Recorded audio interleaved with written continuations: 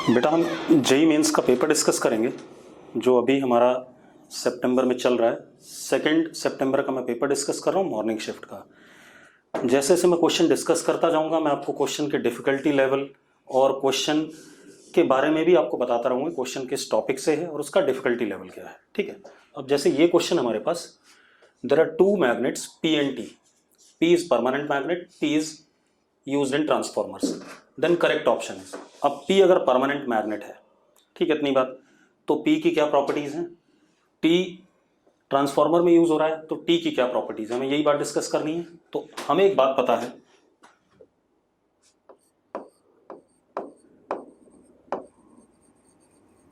Permanent magnet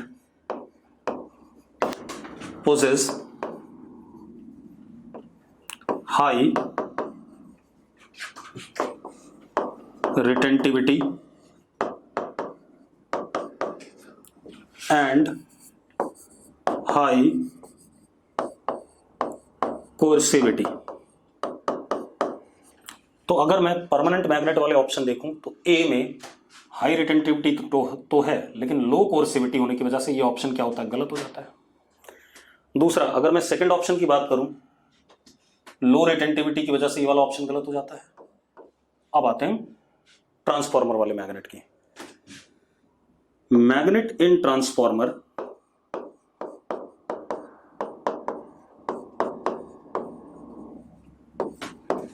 must get easily demagnetise, ठीक है, इतनी बात। तो यानी कि कोर्सिविटी लेस होनी चाहिए और उसे ज्यादा मैग्नेटिक फील्ड होल्ड करना नहीं चाहिए, तो मतलब उसकी रिटेंटिविटी भी क्या होनी चाहिए, लो होनी चाहिए। तो magnet in transformer possess low retentivity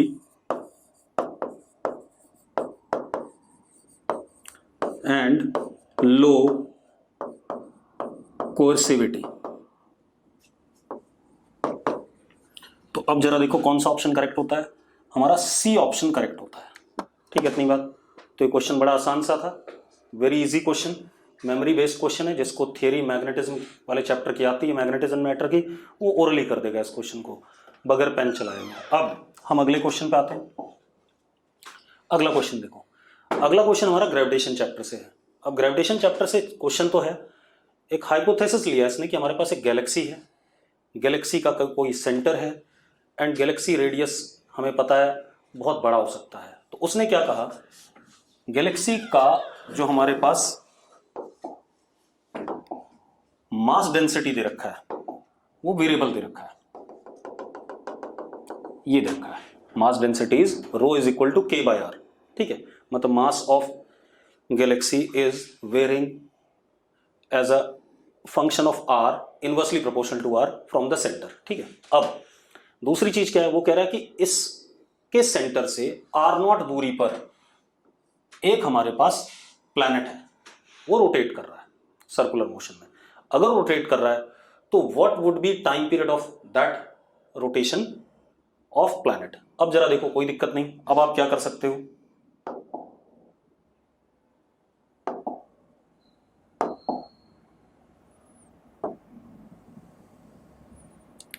मान लो ये हमारे पास सेंटर ऑफ गैलेक्सी है,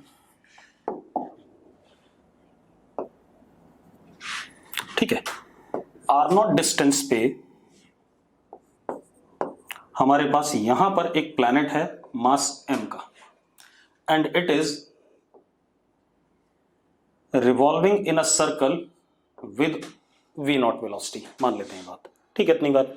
अब आप एक चीज देखो, हमें एक बात पता है, अगर यूनिफॉर्म अगर हम देखें, जो मास गैलेक्सी का,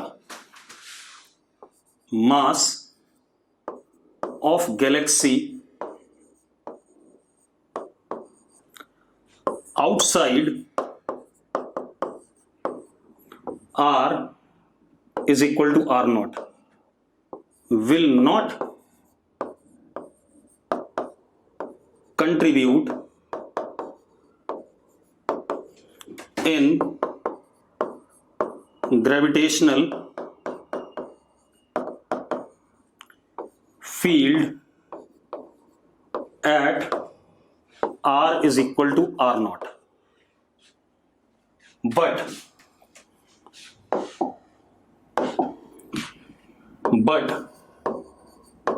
mass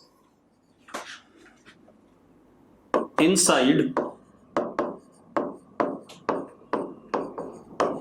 will produce gravitational field at R is equal to R naught, and that gravitational field will lead to gravitational force on the planet, F gravitation, and this gravitational force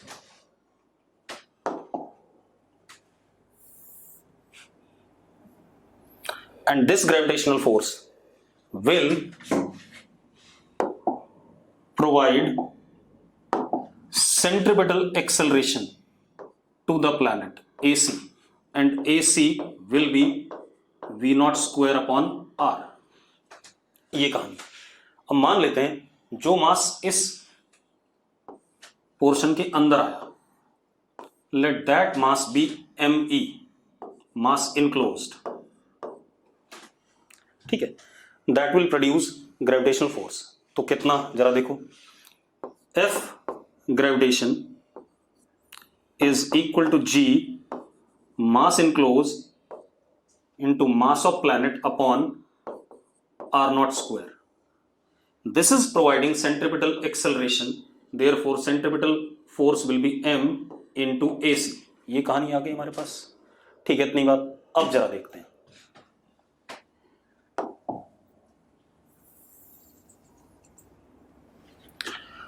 अब जरा ध्यान दो बेटा. F जी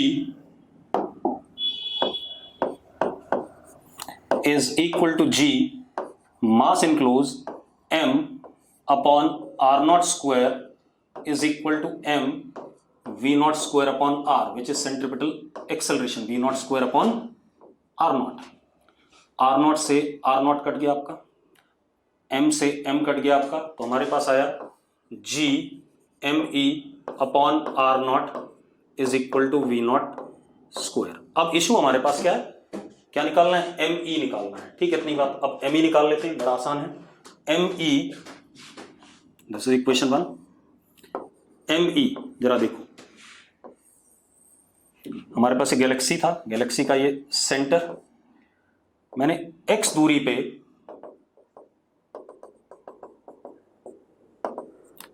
एक shell consider करा. ये x दूरी पे ना कह करके हम कहां कंसिडर कर लेते हैं, आर डिस्टेंस पे. ठीक है, स्मॉल आर डिस्टेंस पे. कितने थिकनेस का शेल, डी आर थिकनेस का.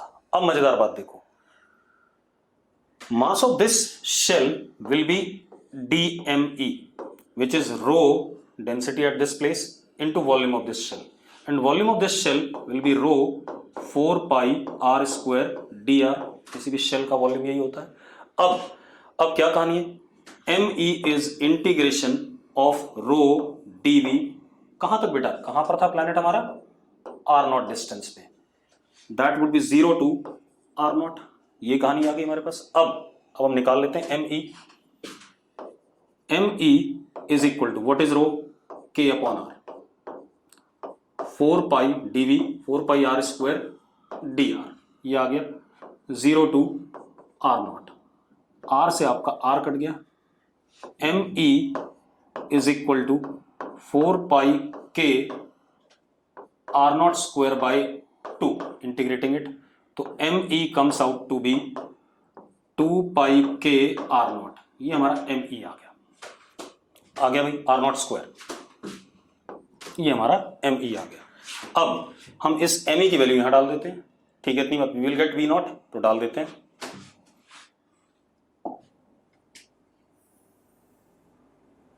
हम इक्वेशन 1 में ME की वैल्यू डाल देते हैं. ठीक है,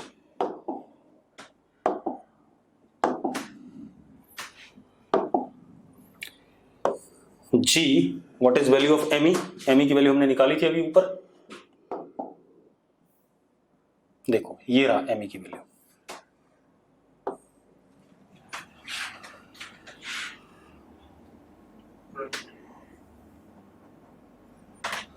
अब जरा देखो एम की वैल्यू हमने निकाली थी, कितनी निकाली है चेक कर लो भाई।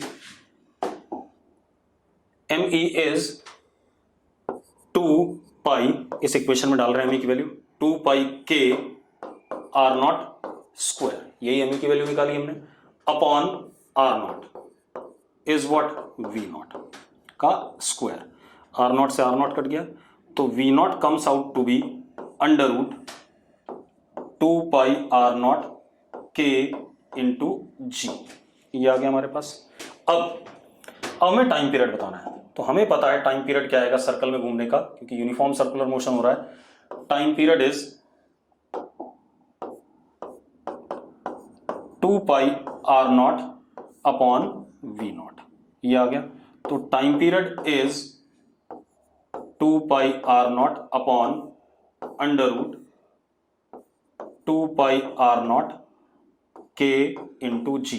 तो बेटा जरा देखो कितना आ गया, under root 2 pi R not upon under root के जी। अब आप चेक कर लो आपका कौन सा ऑप्शन करेक्ट है, देख लेते हैं एक बार।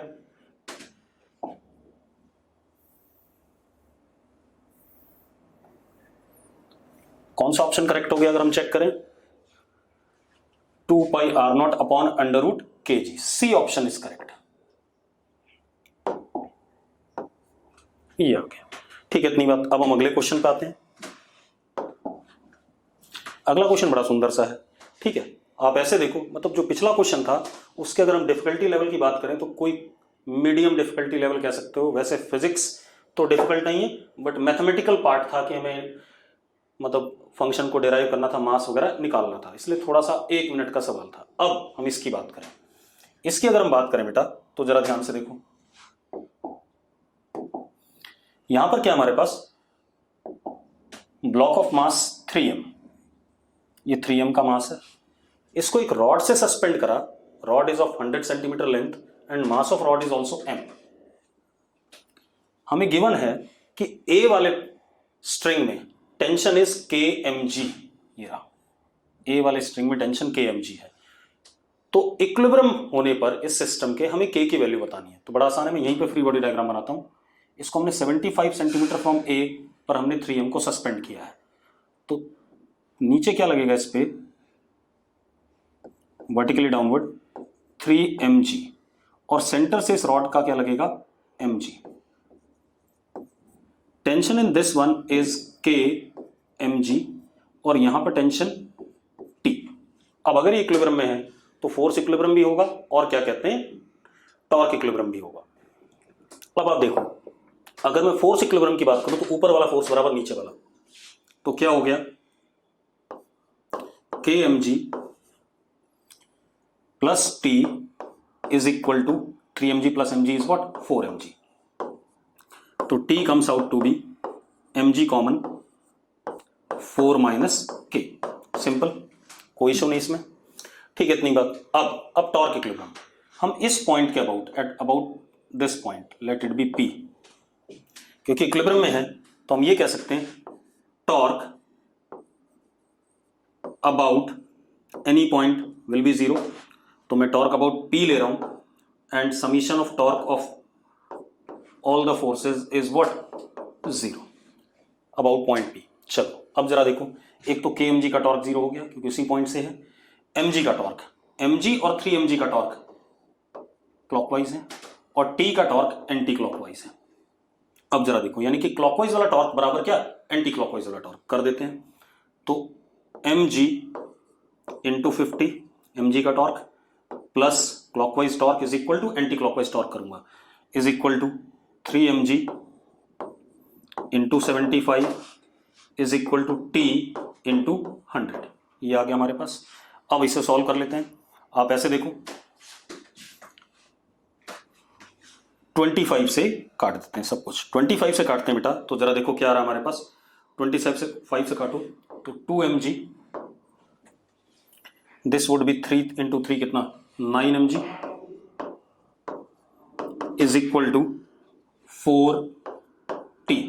यानी कि t is equal to how much बेटा, 9 + 2 11 mg/4, ये आ गया। अब मैं t की ये वाली वैल्यू यहां सब्सटीट्यूट कर दूं तो मुझे k मिल जाएगा, रख देते हैं बेटा, इक्वेट कर देते हैं। 11 mg/4 is equal to mg into 4 - k, mg gets cancelled, ठीक है, इतनी बात। तो क्या आ गया, k इज इक्वल टू 4 - 11/4, तो it comes out to be k is equal to 5/4। अब ऑप्शन चेक करते हैं बेटा 5/4 है या नहीं, बिल्कुल है, ए ऑप्शन इज करेक्ट, ठीक है, इतनी बात। अब हम अगले क्वेश्चन पे आते हैं। अब इसकी डिफिकल्टी लेवल की बात करें तो ये न्यूटन्स लॉ का सवाल है, सिंपल सा इक्विलिब्रियम का सवाल है, मतलब इजी लेवल ही कहेंगे इसे भी। अब अगले क्वेश्चन पे आ जाते हैं। अगला क्वेश्चन देखो, रिलेटेड टू EMI। अब EMI में क्या रिलेशन है देखो जरा, एक हमारे पास सर्कुलर कॉइल है, वो अपने डायमेट्रिक एक्सिस के अबाउट ओमेगा से घूम रहा है, ठीक है, इतनी बात। और ये भी दिया गया हमें कि हाफ रोटेशन के लिए 0.2 सेकंड लग रहा है, तो t/2 is 0.2 second, magnetic field is perpendicular to the plane, जैसा दिखा रखा है, ठीक है, इतनी बात। अब जरा देखो, अगर मैं ओमेगा की बात करूं तो ओमेगा इज 2π/t, यानी कि अगर हम ओमेगा की बात करें 2π/t, तो बेटा t की value 0.2, half rotation is t की वैल्यू कितनी 0.4, तो कितना आ गया बेटा, ओमेगा इज 5π रेडियन पर सेकेंड, ये आ गया हमारे पास। मैंने t की वैल्यू डाल दी यहाँ पर, मुझे ओमेगा 5π रेडियन पर सेकेंड मिल गया। अब अगर मैं फ्लक्स देखूं किसी इंस्टेंट पे, तो flux is simply B.A, that is flux is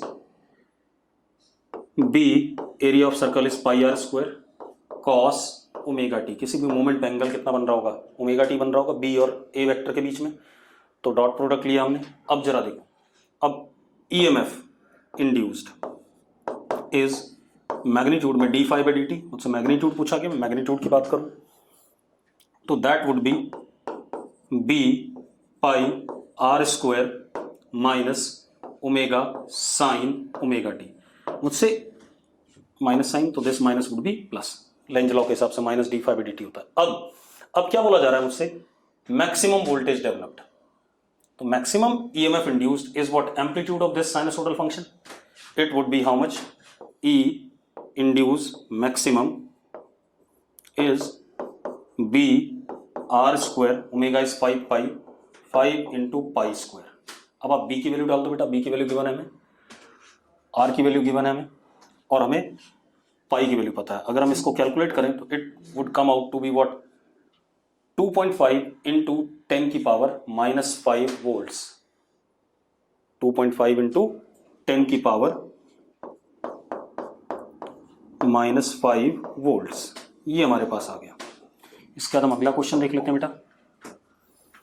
अगला क्वेश्चन देखो, अगला क्वेश्चन फ्लूइड मैकेनिक्स का है।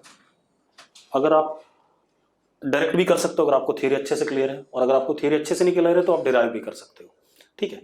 हमें पता है vertical pressure gradient is dp/dy, अगर मैं ऐसे देखूं नीचे की तरफ वर्टिकल, तो dp/dy इज रो इंटू जी।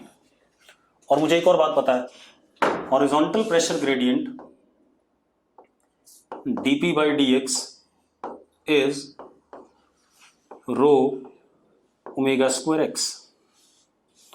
अब अगर मैं इनको डिवाइड कर दूं बेटा, दिस अपॉन दिस कर दूं, तो क्या आ जाएगा, dy/dx comes out to be ω²x upon g, ये आ गया हमारे पास। अब अगर हम इसको डिफरेंशियल इक्वेशन को सॉल्व करें तो dy is equal to ω²/g x dx integration. अब आप देखो x0 पे मैंने इसको x एक्सिस माना हुआ था और इसको हमने y एक्सिस ले लिया था, ठीक है, इतनी बात। x0 पे y0 है, किसी भी x पे y की वैल्यू y ले ली, तो पैराबोलिक सा पैराबोलॉइड होगा, एक्चुअल में घूम रहा है, लेकिन पैराबोलिक कर्वेचर आपको प्लेन पे दिखाई पड़ेगा। क्या दिखाई पड़ेगा, y is equal to omega square x square upon 2g। अब आप क्या करो बेटा, अब आप वैल्यू डाल दो। x r पर y की वैल्यू कितनी है, h है, तो x अगर मैं r डालता हूं तो यहाँ r स्क्वायर आ गया, y h हो गया, तो कौन सा आंसर करेक्ट हो रहा है, B option, omega square r square upon 2g। अब अगला क्वेश्चन देख लेते हैं बेटा।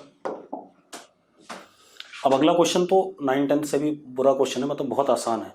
हमसे क्या पूछा गया, रेजिस्टिविटी इन मटेरियल्स की कंपेयर कर दो भाई। अब एक बात बताओ, सबसे ज्यादा कंडक्टिंग कौन सा है, सबसे ज्यादा कंडक्टिंग कौन सा, कॉपर है, ठीक है, इतनी बात। अब कॉपर कंडक्टिंग है, ठीक है, इतनी बात, तो उसकी रेजिस्टिविटी क्या होगी, सबसे कम होगी। कॉपर के बाद कंडक्टिंग कौन है, एल्युमिनियम, तो एल्युमिनियम की रेजिस्टिविटी कम होगी। उसके बाद टंगस्टन कंडक्टिंग है, तो टंगस्टन की रेजिस्टिविटी होगी। और सबसे लीस्ट कंडक्टिंग कौन है, मरकरी, तो मरकरी की रेजिस्टिविटी सबसे ज्यादा होगी। तो ऑप्शन ए करेक्ट है। तो बहुत ही आसान सा क्वेश्चन था, इसमें कोई बड़ा काम नहीं करना। अब आ जाए हम अगले क्वेश्चन पे, ये थोड़ा ठीक है। देखो हमारे पास एक ट्रेन ए है,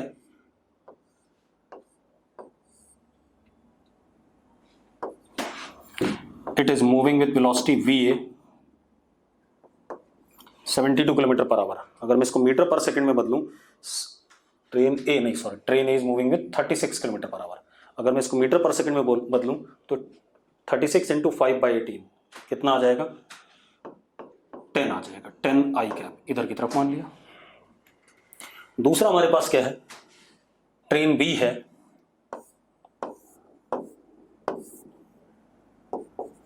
this is moving in opposite direction, तो V B is equal to 72 into 5/18, तो ये 20 आ जाएगा अपोजिट डायरेक्शन में, तो -20 आई कैप। एक आदमी है पैसेंजर पी, ये ट्रेन के अंदर ही चल रहा है, यानी कि velocity of P with respect to A, पीछे की तरफ, ठीक है। And it is how much, VPA is, अगर हम देखें इसे, वीपीए कितना हो गया 1.8 इंटू 5/18, यानी कि -0.5 आई कैप, ये है। अब मुझे क्या बताना है, मुझे बताना है velocity of man as seen from train B, मतलब मैन की velocity with respect to B बतानी है। कोई दिक्कत नहीं, बड़ा आसान है।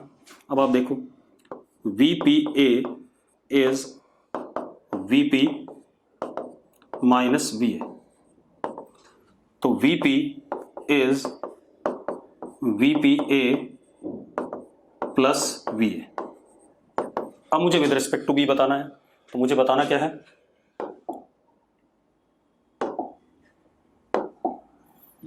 velocity of person with respect to b, तो that is vp minus vb, simple.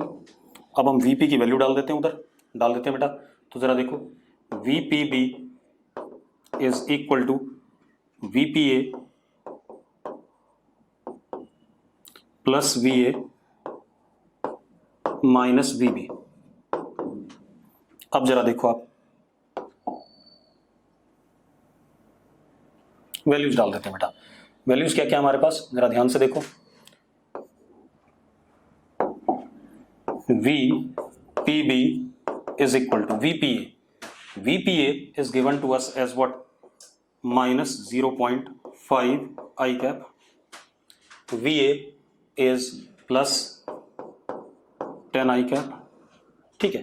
And what is VB?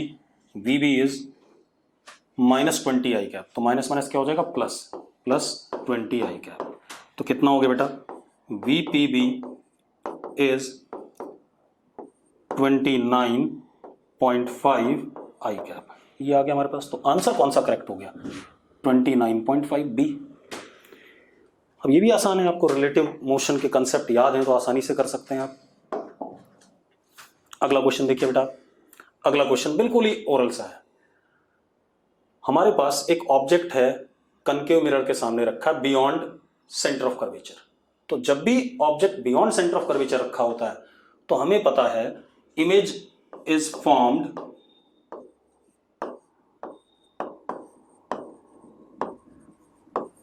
Between F and C, और F एंड C यानी कि इधर बन रहा है, मतलब रियल इमेज बनेगी F एंड C रियल बनेगी। दूसरी चीज, ऑब्जेक्ट का यू बड़ा है और इमेज जो यहां बनेगा वो छोटा है, वी छोटा है, तो कैसी इमेज बनेगी? डिमिनिश्ड बनेगी। अब अगर हम अपने आंसर देखें तो हमारे पास क्या है? अब डिमिनिश्ड बनेगी और कैसी बनेगी? इन्वर्टेड भी बनेगी, क्योंकि m comes out to be negative, m is minus v by U. बेटा v नेगेटिव u नेगेटिव, तो ये तो क्या आ गया? पूरा पॉजिटिव आ गया। उसके सामने क्या लग गया? माइनस लग गया। माइनस लग गया तो ओवरऑल क्या आ गया? माइनस आ गया। तो image is real, diminished and inverted. Simple. अब अगला क्वेश्चन देखो भाई, 3 मोल हमारे पास, अब ये थर्मोडायनेमिक्स का क्वेश्चन है, इंटरनल एनर्जी का। 3 मोल हमारे पास ऑक्सीजन O2 है, 5 मोल आर्गन है, टेम्परेचर T पे। Find the total internal energy. तो total internal energy is sum of internal energies of both. And what is formula for internal energy? N F by 2 R into T, where F is degree of freedom, तो U is equal to, पहला N 3 mole, what is F? O2, O2 का F कितना? 5/2 R into T, plus कितने मोल है इसके? 5 मोल। ठीक है, N और 3/2 मोनोटॉमिक है, तो इसलिए degree of freedom 3 into T. तो बेटा जरा देखो, 15 प्लस 15 कितना? 30/2, तो U comes out to be 15 RT। Simple, बहुत ही सिंपल सा पेपर है। ठीक है, तो ये हमारे पास क्या आ गया? ये हो गया। अब अगला क्वेश्चन देखें। अगला क्वेश्चन देखो बेटा, body of mass m is moving in along x-axis with velocity u collides with another stationary body of mass 3m. After collision, this one goes along y direction vertically, और ये x-axis के साथ कुछ angle बनाता हुआ with some velocity v2 vector suppose. मान सकते हैं ऐसा?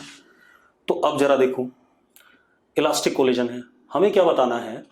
वैल्यू ऑफ v, फाइनली ये वाला कितनी वेलोसिटी से गया। अब आप देखो, सबसे पहले we will conserve momentum. Initial momentum is m u i cap, बाद में मोमेंटम मैं v2 को क्या ले लेता हूं बेटा? a i cap plus b j cap, ऐसा ले सकता हूं। ठीक है, या v2 रहने दो, मुझे कोई इशू नहीं है। ठीक है, आप ऐसे देखो, final momentum is m v j cap plus 3m into V2 vector, ऐसा कर सकते हैं, कोई दिक्कत नहीं। अब आप देखो, m से m कट गया, V2 vector comes out to be u by 3i cap minus v by 3j cap, यानी कि a और b मुझे मिल गए। अगर a और b की बात करूं, हालांकि मुझे उससे कोई लेना देना नहीं है, अपने आप आ जाएगा रिजल्ट। ये आ गया हमारे पास V2। अब क्योंकि कोलिजन परफेक्टली इलास्टिक है, तो initial kinetic energy must be equal to final kinetic energy. तो ठीक है, K initial is equal to K final. K initial is half m u square is equal to half m, इसकी kinetic energy v square plus half 3m into v2 square. What would be v2? v2 square will be u square by 9 plus v square by 9। यही आएगा कि नहीं आएगा? ठीक है भाई, magnitude of V2 तो डाल देते हैं बेटा, कितना आ गया? 9 यहां ला दो, u square plus v square, ये आ गया। अब जरा देखो, ये सारी चीजें कैंसिल हो गई। अगर मैं ध्यान से देखूं, u square is equal to v square plus, यहां पर देखो u square by 3 plus v square by 3।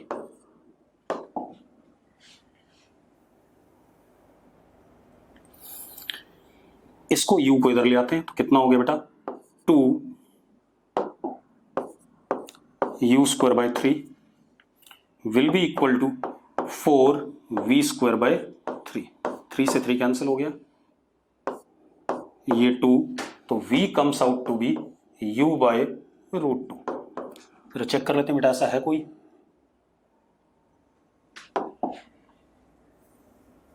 बिल्कुल है, फर्स्ट ऑप्शन ये आ गया। तो मतलब पेपर का डिफिकल्टी लेवल तो है नहीं कुछ भी, अगर आप ध्यान से देखें तो paper is very very easy. अब इसको देखो बेटा, यहां पर क्या है, this thing is 3l sin theta. मैं इसको काइनेमेटिक्स से कर सकता हूं, एनर्जी कंजर्वेशन से कर सकता हूं। क्वेश्चन क्या, block of mass m start slipping from the top of incline, ठीक है, यहां तक का पोर्शन, इस जगह तक का पोर्शन है ये स्मूथ दे रखा है हमें, और आगे का हमें रफ दे रखा है। टॉप से स्टार्ट करता है और बॉटम पे रेस्ट पे आ जाता है दोबारा से, ठीक है, इतनी बात। एक चीज और दे रखी है, BC is twice AC, BC is twice AC, ठीक है, और ये हमें 3l sin थीटा दे रखा है। तो अगर मैं देखूं तो AB will be what 3l, AB 3l हो गया, ठीक है, इतनी बात। AC हमारा क्या हो जाएगा, AC will be L and BC will be 2l। बेटा ये 3l है टोटल यहां से यहां तक, और BC AC का डबल है, तो BC is what twice of AC, तो AC L हो गया, तो BC हमारा 2l हो गया। अब कोई इशू नहीं है, मैं वर्क एनर्जी थ्योरम लगाता हूं। अगर ये ब्लॉक यहां से यहां नीचे आता है तो वर्क एनर्जी थ्योरम लगाते हैं। एक तो इस पे क्या लगेगा, mg लगेगा, मैं डायग्राम अलग बना देता हूं बेटा।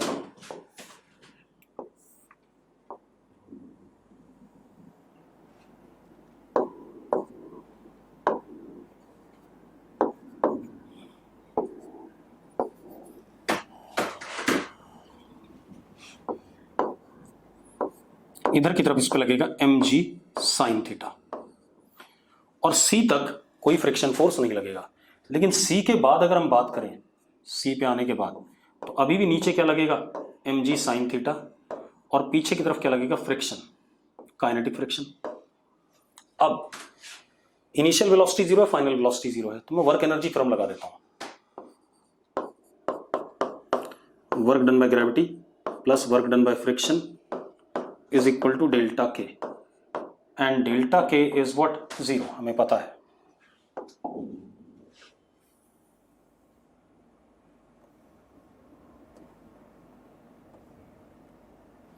अब आप देखिए, work done by gravity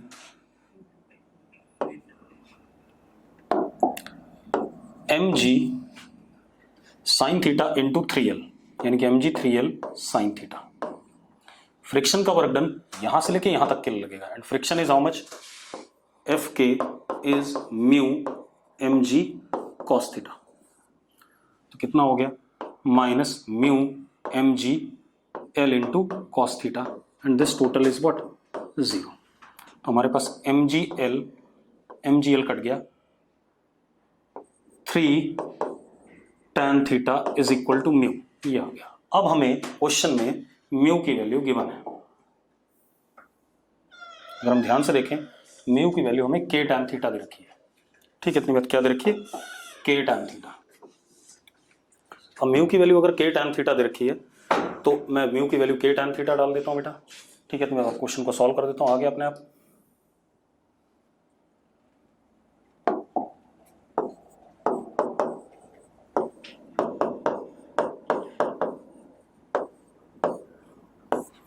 k comes out to be 3। अब चेक करते हैं कौन सा ऑप्शन करेक्ट है हमारे पास,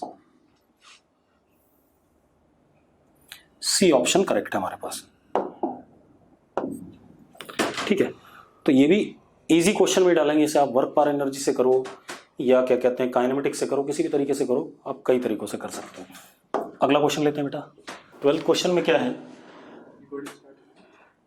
एक हमारे पास स्फेयर है, ठीक है, इतनी बात। स्फेयर को हमें जस्ट ऊपर उठाना है अबाउट दिस एज, ये जो एज रखी हुई यहां पर, ठीक है, इतनी बात। इस एज के अबाउट हमें इसको क्या करना है, उठाना है। अब अगर मैं इसका फ्री बॉडी डायग्राम बनाऊंगा आपको, तो देखो जरा,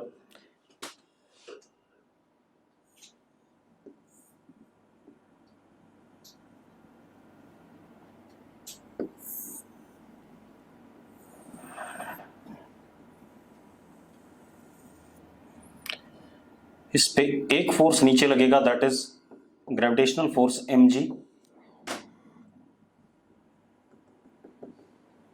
एक फोर्स हम रेडियस के परपेंडिकुलर लगा रहे हैं F, और मुझे एफ की ही क्या बतानी, मिनिमम वैल्यू बतानी है जिसके लिए हम इसको ऊपर उठा सकें।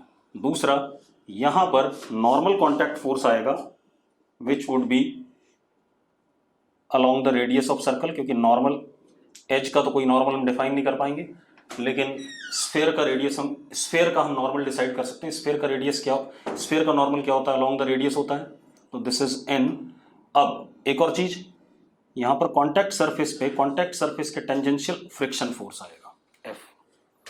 अब हमें इसे उठाना है, ठीक है। अगर मैं इस पॉइंट के अबाउट टॉर्क लूं, क्योंकि ऐसे करके उठेगा अबाउट दिस एज, अगर ऐसे उठेगा तो आपका clockwise torque must be just greater than और equal to anti clockwise torque, तभी उठ पाएगा। मतलब इधर वाला टॉर्क वापस इसे लाने वाले टॉर्क से जस्ट बड़ा हो जाए, या मिनिमम कंडीशन के लिए इक्वलिटी, और अगर कंडीशन आप बड़ी रखना चाहते हो तो इक्वलिटी से क्लॉकवाइज टॉर्क एंटी क्लॉकवाइज वाले से क्या होना चाहिए, बड़ा होना चाहिए। चलो कर देते हैं। अब अगर मैं इस पॉइंट के वो टॉर्क लेता हूं बेटा, तो फ्रिक्शन का टॉर्क 0 है, नॉर्मल का टॉर्क 0 है, बचा किसका torque, F into R is what, आपका क्या कहते हैं, clockwise torque. It must be greater than equal to what, anti clockwise torque. अब एंटी क्लॉकवाइज टॉर्क आप देखो कितना हुआ, this is M G, this is perpendicular distance, ये आर है हमारे पास और ये हमारे पास आर माइनस ए है। आप देखो ये डिस्टेंस ए गिवन था, यहां से यहां तक आर था, तो this is R minus A. तो दिस परपेंडिकुलर डिस्टेंस ये वाला क्या हो जाएगा, M G into under root R square minus R minus A का होल स्क्वायर। अब अगर हम इसको सॉल्व करें तो हमारे पास एफ आ गया, एफ इज ग्रेटर देन और इक्वल टू एम जी, ठीक है, upon R under root A square minus B square है बेटा।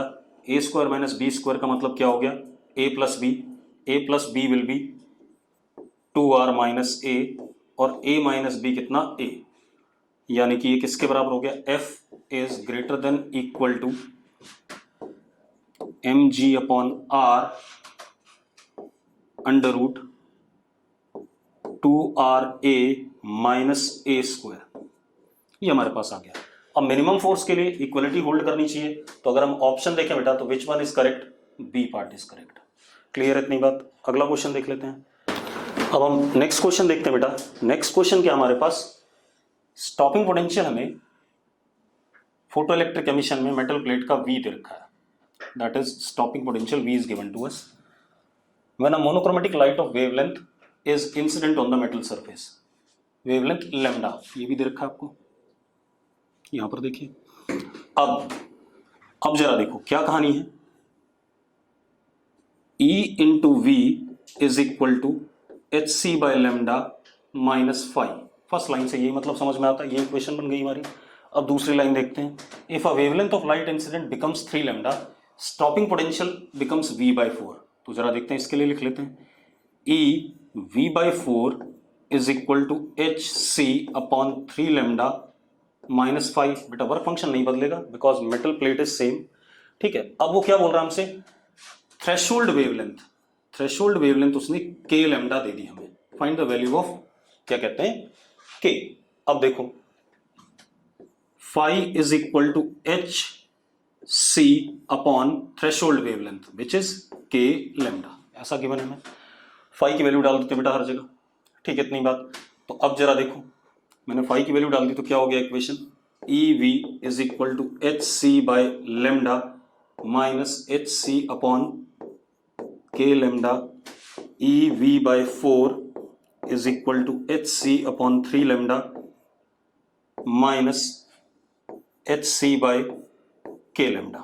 अब आप क्या कर सकते हैं, सेकंड इक्वेशन को 4 से डिवाइड कर दो आप एक बार सॉरी फर्स्ट इक्वेशन को 4 से डिवाइड कर दो, या इसको 4 से मल्टीप्लाई कर दो। तो सेकंड को 4 से मल्टीप्लाई कर देते हैं, तो इट बिकम्स नाउ व्हाट, जरा देखो क्या हो गया, e v is equal to 4 hc upon 3 lambda minus 4 hc upon k lambda.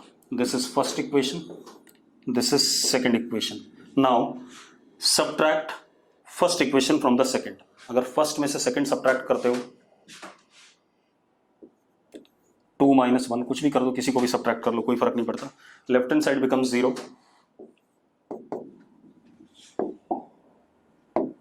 Left hand side becomes 0.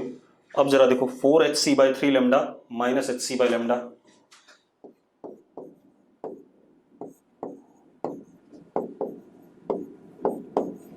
और इधर क्या हो गया plus hc/k lambda minus 4hc/k lambda. कोई इशू नहीं इसमें. अब आप देखो hc तो आपका कट गया थ्रू आउट, लैम्डा आपका कट गया थ्रू आउट. अब कितना आ गया 0 इज इक्वल टू 1/3 इन दोनों को सॉल्व करके. ठीक है, इतनी बात.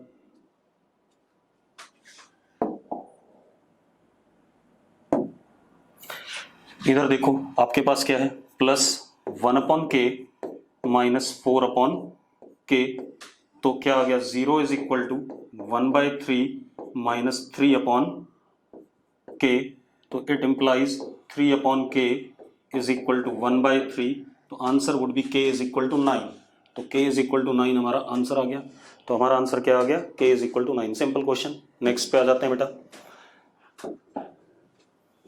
Next question, fundamental frequency of two string x and y identical string. बेटा जो कीवर्ड है दैट इज आइडेंटिकल स्ट्रिंग. मतलब दोनों का म्यू क्या होगा, μ1 is equal to μ2 is equal to mu.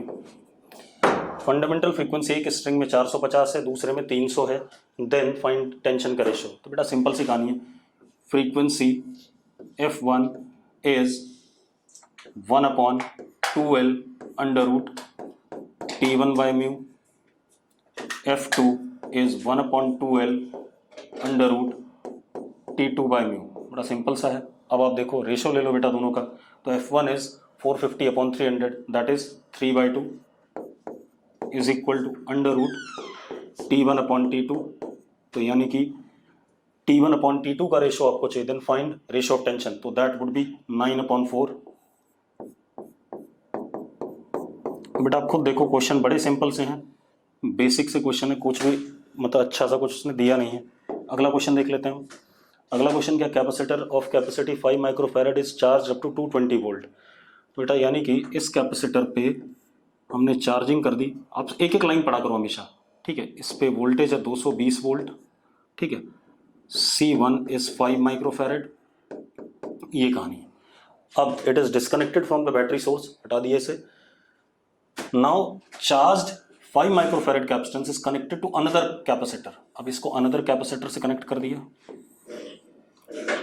C2 which is 2.5 microfarad. अब आपसे क्या पूछ रहा है, हीट लॉस. आपको डायरेक्ट रिजल्ट याद होना चाहिए, नहीं भी याद है तो भी आप कर सकते हो. मैं डायरेक्ट रिजल्ट यूज कर लेता हूँ. H is equal to C1 C2 upon C1 plus C2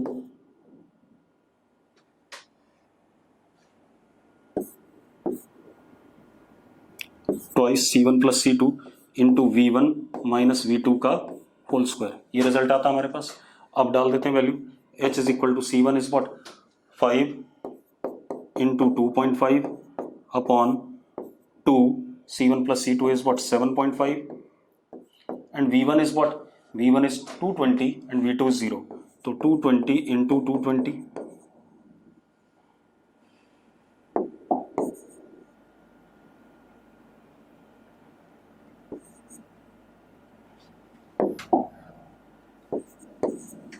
ये आ गया बेटा.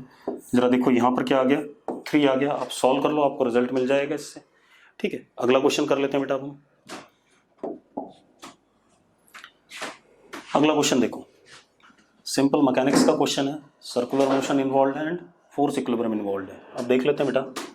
अब देखो इस क्वेश्चन में क्या हमारे पास, bead must be rotating with the parabolic wire. अब बीड अगर पैराबोलिक वायर के साथ रोटेट कर रहा है तो हम इसका फ्री बॉडी डायग्राम ले लेते हैं.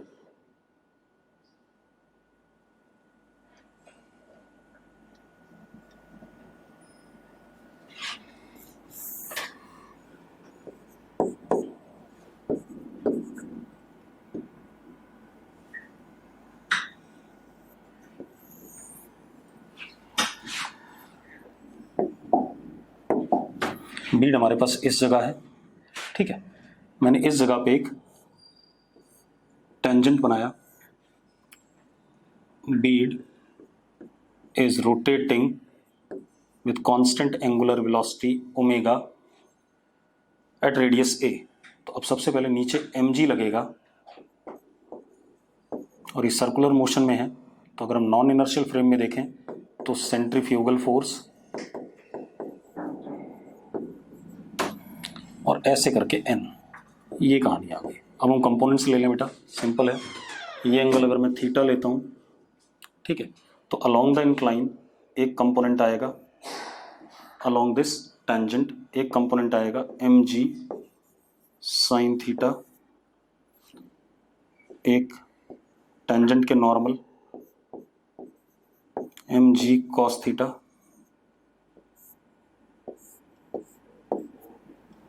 एक f centrifugal m omega square a cos theta along the tangent and m omega square a sine theta normal to tangent, this is normal. ये आ गया हमारे पास। अब अगर बीड नीचे नहीं जा रहा है तो ये फोर्स और ये फोर्स बराबर हो गए। अगर दोनों बराबर हो गए तो हमारे पास आ गया g sine theta is equal to omega square a cos theta,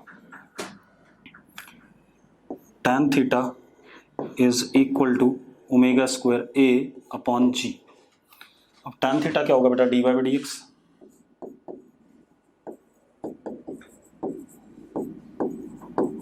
that is tan theta is 8cx, at this position it would be 8ca।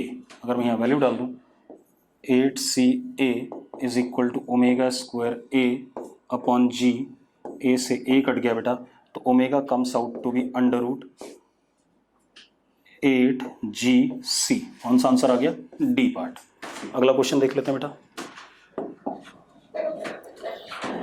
In a standard YDSC, width of slit is 1 millimeter, distance of a screen from the slits is 1 meter, wavelength is 632 nanometer, bright fringe is formed at this Y.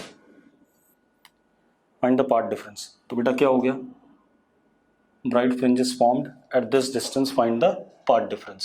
ठीक है, अब सबसे पहले देखो part difference is d sin theta is equal to lambda या n lambda, lambda into N.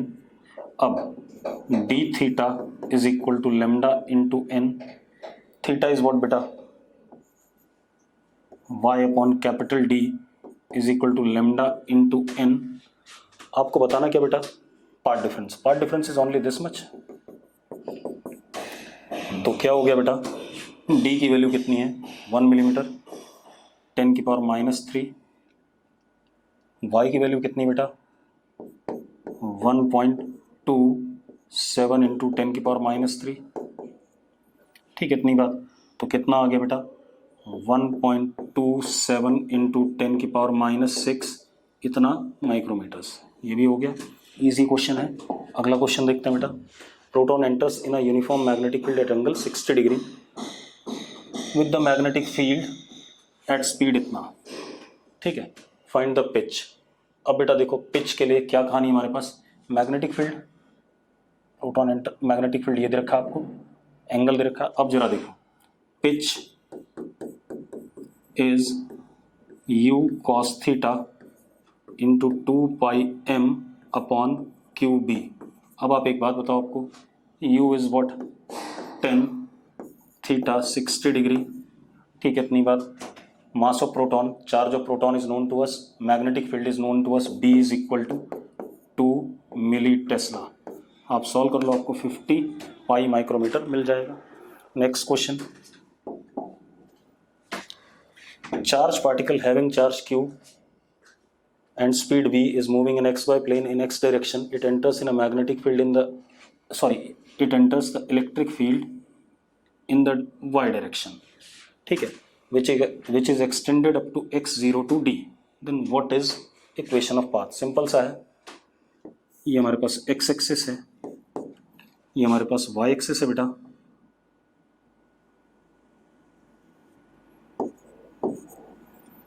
let ये x equal to D है, this is x equal to 0, electric field is upwards in y direction and it is uniform.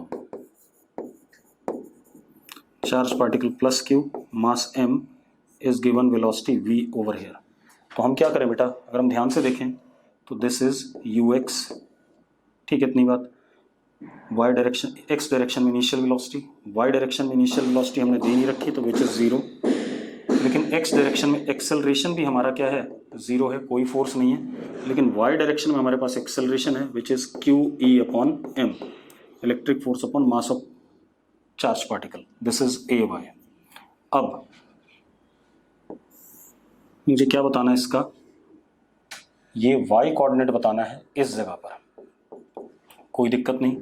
आप एक काम करो, आप ये कह सकते हो x is equal to U X into T, that is v into T, y is equal to what, half A Y into T square, तो half A Y Q E upon M into T square, T की value डाल दो बेटा, तो y comes out to be Q E upon 2m X square upon V square. Now put value of x as d, तो y आ गया हमारे पास Q E D square upon 2m V square.